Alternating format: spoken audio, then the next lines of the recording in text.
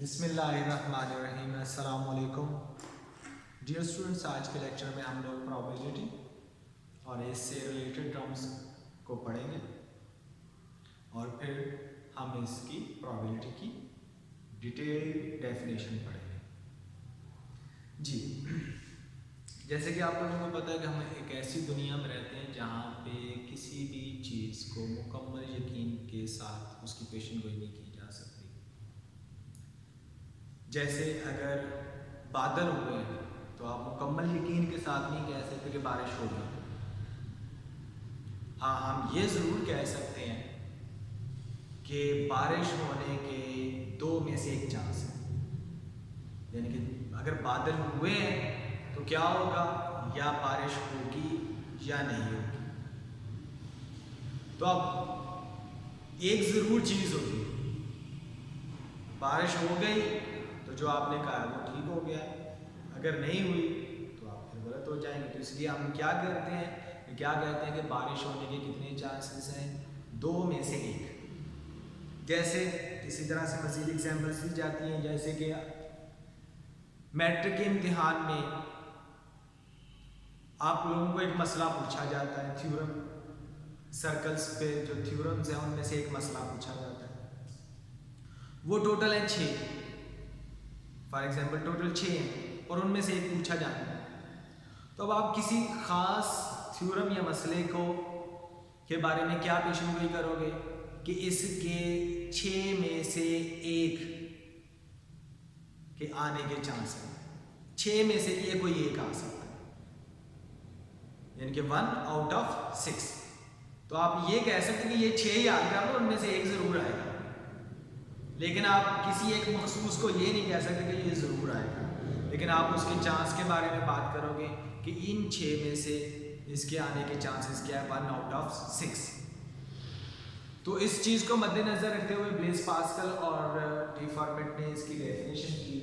उन्होंने डेफिनेशन की, probability is the numerical evaluation of a chance that particular event would अकर।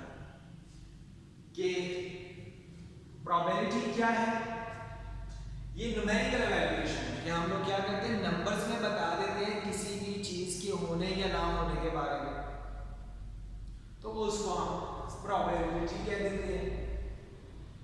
लेकिन ये definition clear नहीं करती चीज़ है, तो इसकी मज़ीद डिटेल्ड डेफिनेशन के लिए हमें कुछ मज़ीद चीज़ों की ज़रूरत होगी। जैसे कि सबसे पहले हम लोगों को ज़रूरत है सैम्पल स्पेस। सैम्पल स्पेस क्या है, इसकी डेफिनेशन है, set S consisting of all possible outcomes of a given experiment is called the sample space।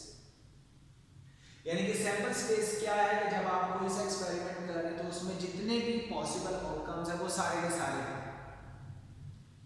उनको हम क्या कहेंगे, सैंपल स्पेस। मिसाल के तौर पर आप ने एक कॉइन उछाला। जब आपने कॉइन उछाला, जो हम लोग टास्क के लिए यूज करते हैं, जो टास्क के लिए यूज किया जाता है उसकी एक तरफ H लिखा होता है और एक तरफ T, यानी कि H यानी कि हेड और T यानी कि टेल, यानी कि हेड टेल लिखा होगा या H और T लिखा होगा। तो अब जब आपने कॉइन को उछालना है तो क्या क्या हो सकता है, या हेड आ सकता है या टेल आ सकती है। तो इन दोनों को अगर हम लोग सेट की शक्ल में लिख दें तो ये सैंपल स्पेस बन जाएगी और इसको हम S कहेंगे, यानी कि H और T। ये हमारे पास क्या बन जाएगी, सैंपल स्पेस। अगर आप लूडो खेल रहे हो तो लूडो में जो आप दाना इस्तेमाल करते हो उसको डाई कह रहे हैं। जब आप डाई रोल करते हो तो आप क्या क्या हो सकता है, उसमें 1 आ सकता है, 2 आ सकता है, 3, 4, 5 और 6, यही आ सकता है ना, इनके अलावा तो कुछ नहीं आ सकता। ये 6 अगर हम लोग एक सेट में लिख दें तो उसको फिर आप क्या कहेंगे, ये सैंपल स्पेस, यानी कि ऑल पॉसिबल आउटकम्स, इनके अलावा और कुछ नहीं है। ये हमने सारे के सारे लिख दिए कि इन 6 में से जब हम लूडो के दाने को रोल करेंगे और उसको फेंकेंगे तो इन 6 में से ही कोई एक आएगा, यानी कि ये सारे के सारे हमने लिख दिए। तो इसको हम क्या कहेंगे, ये क्या है, सैंपल स्पेस है। जी, क्लियर हो गया सैंपल स्पेस का। नेक्स्ट है जी हमारे पास event. Particular outcomes is called an event. एक मखसूस आउटकम अगर हमें चाहिए तो उसको हम क्या कहेंगे, इवेंट। जैसे हम लोगों ने लूडो का दाना रोल किया, हमें जो चाहिए वो इवेंट होगा। मिसाल के तौर पर हमें कोई इवन नंबर चाहिए तो वो क्या कहलाएगा, इवेंट। हमें 5 चाहिए तो वो क्या कहलाएगा, इवेंट। हमें सारे भी हो सकते हैं रिक्वायर्ड, लेकिन कोई एक, कोई 2, कोई 3 इनमें से नंबर हमें रिक्वायर्ड होंगे तो वो क्या कहलाएगा, इवेंट कहलाएगा। मिसाल के तौर पर जी, जैसे हम लोगों ने पहले बात की, और इसको हम लोग किससे रिप्रेजेंट करते हैं, आमतौर पर ई से रिप्रेजेंट करते हैं। फॉर एग्जांपल हम लोगों को 2, 4 और 6 रिक्वायर्ड है तो ये क्या कहलाएगा, इवेंट। इसी तरह से अगर हम लोगों ने कॉइन उछाला है और हम टॉस के लिए खड़े हैं और 2 जो टीम के कैप्टन्स हैं, अब एक कैप्टन से कहा जा रहा है कि जी आप चूज करो कि आप क्या चूज करते हो। वो तो चूज कर रहा है जी, फॉर एग्जांपल हेड चूज कर रहा है। तो अब उसके फेवरेबल क्या है, वो कब जीतेगा, वो तभी जीतेगा ना जब कॉइन पे हेड आए। अगर टेल आ जाएगा तो फिर दूसरा जीत जाएगा टॉस। तो इसलिए क्या है कि जो उसके फेवरेबल है वो क्या कहलाएगा, इवेंट। तो उसके लिए जो इवेंट बनेगा वो हमारे पास बनेगा हेड, सिर्फ ये एज। तो इवेंट क्या है कि जो पॉसिबल, जो फेवरेबल आउटकम्स है, फेवरेबल आउटकम जो आपको दरकार है, वो क्या कहलाएगा, इवेंट कहलाएगा। फिर उसके लिहाज से हम बात करेंगे कि उसके होने के या ना होने के क्या चांसेस हैं। जी नेक्स्ट है हमारे पास म्यूचुअली एक्सक्लूसिव इवेंट्स।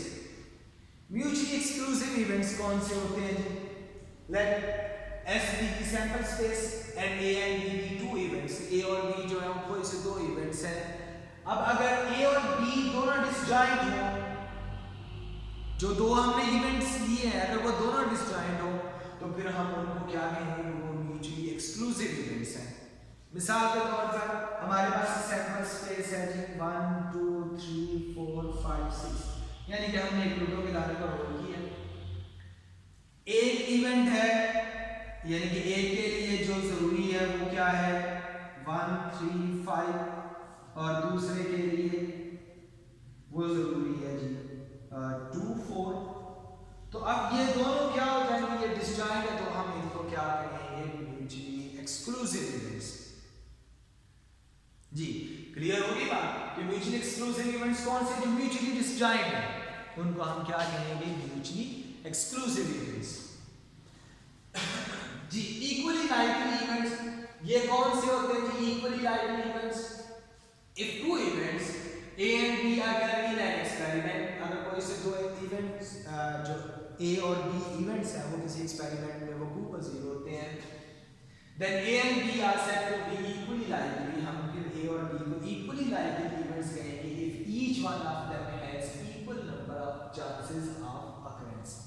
अगर A और B दोनों के वकूफ पजीर होने के जो चांसेस हैं वो बराबर हों तो हम उस जो एक्सपेरिमेंट है या इवेंट्स हैं उनको हम क्या कहेंगे कि वो इक्वली लाइकली है। जो इवेंट्स है ए और बी वो क्या कहलाएंगे कि वो इक्वली लाइकली है।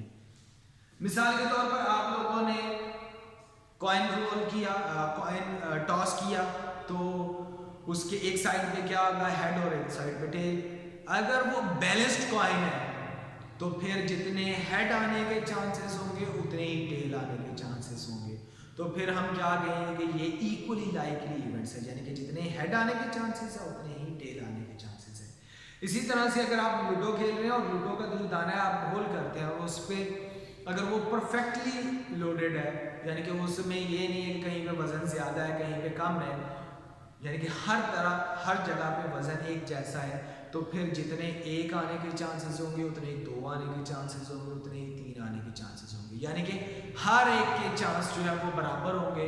तो इस तरह से इन इवेंट्स को क्या कहेंगे कि वो इक्वली लाइकली है। जी तो क्लियर हो गई बात, इक्वली लाइकली कि जितने एक के आने के चांसेस हैं उतने ही दूसरे के आने के चांसेस हो, तो हम उनको क्या कहेंगे कि वो इक्वली लाइकली इवेंट्स हैं।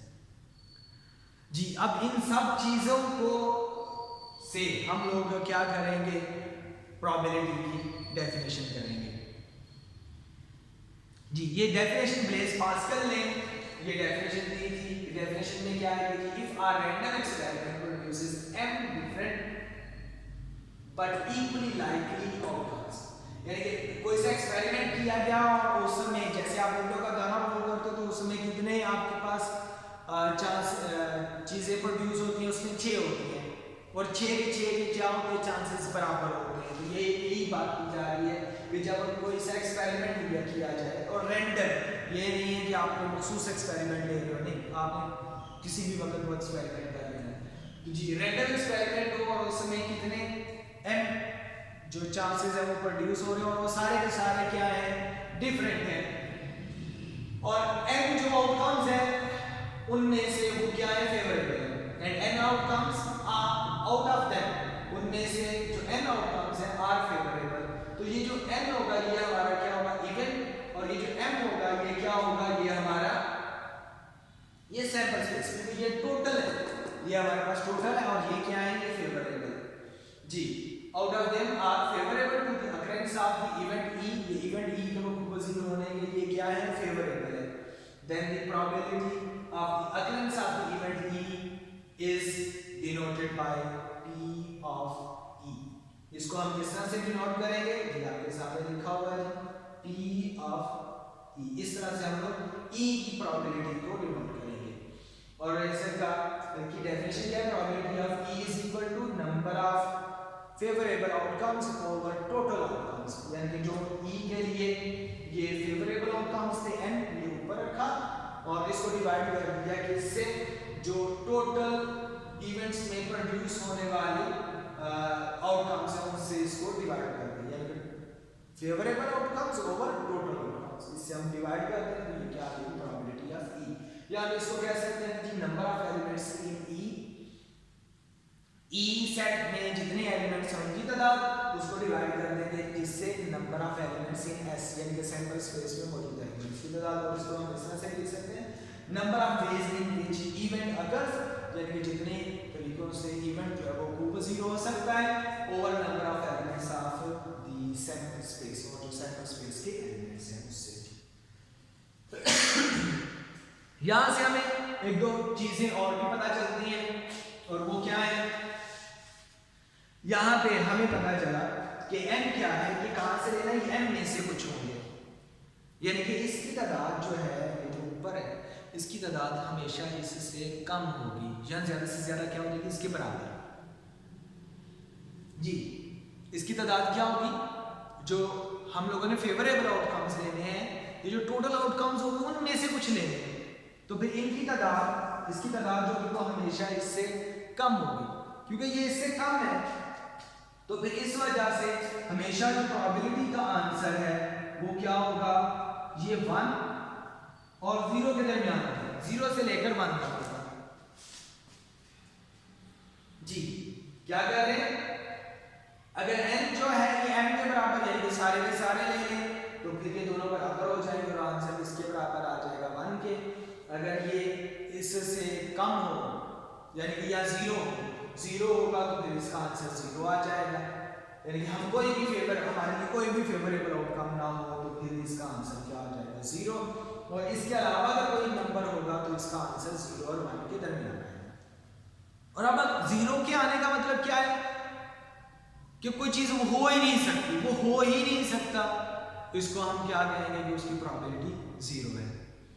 और किसकी प्रोबेबिलिटी 1 होगी, जो कि यकीनी इवेंट हो, जो कि यकीनी हो उसके लिए प्रोबेबिलिटी क्या हो जाएगी, ये 1 हो जाएगी, यानी कि ये बराबर है, यानी कि कोई किसी भी चीज आ जाए तो वो हो जाएगा, तो इसलिए उसकी प्रोबेबिलिटी क्या होगी, 1। और ये याद रखना है कि प्रोबेबिलिटी की रेंज क्या है, ये 0 से लेकर 1 तक है, ये ऑब्जेक्टिव में भी पूछा जाता है जी। आज के लिए इतना ही काफी है, इसको अच्छी तरह से आप लोग तैयार कीजिएगा। नेक्स्ट लेक्चर तक के लिए अल्लाह हाफिज।